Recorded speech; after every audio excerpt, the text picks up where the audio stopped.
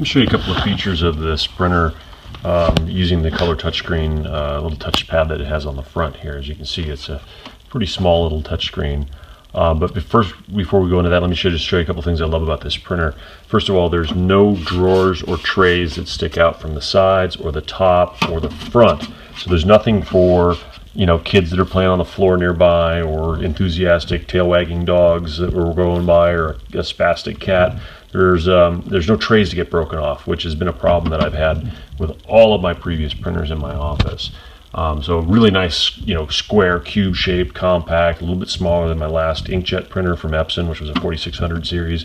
It's just a really great, quiet, fast printer, and when it's not running, it just sits here idling silently in the background. Let's go to the touchscreen here. I'll just zoom in so we can kind of see it a bit better and show you kind of how to access the features.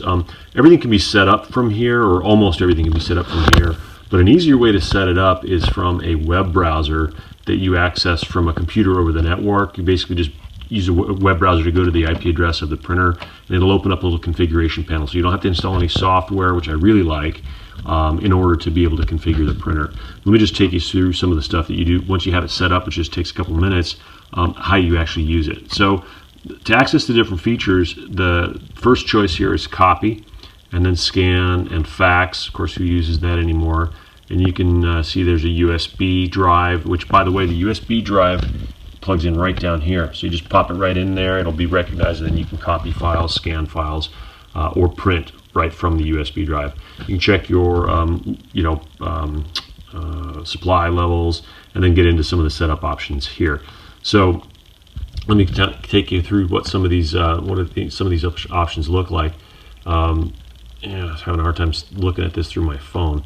So we'll go to copy. You can see it's just a single screen of settings. You can choose color or black and white, and then, you know, basic density and things like that. That's all there is to do a copy. You can feed copies in from the top drawer, or you can open up the flatbed. Sorry, I'm just having a hard time hitting the button square on here when I'm looking at it through my phone. There we go. And then scanning is a bunch of choices. So you can scan directly to the USB drive.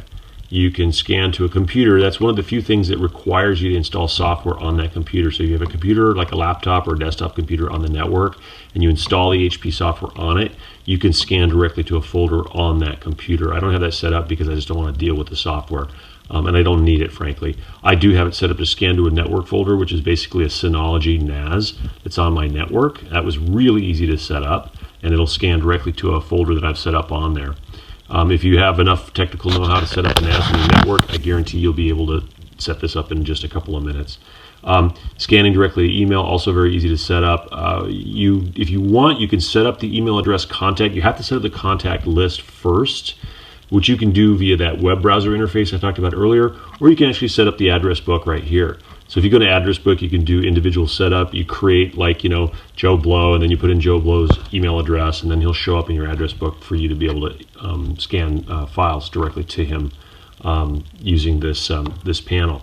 So if I select scan to email, this is probably going to be one of the things people, other than just printing from their computer, are going to use the most often.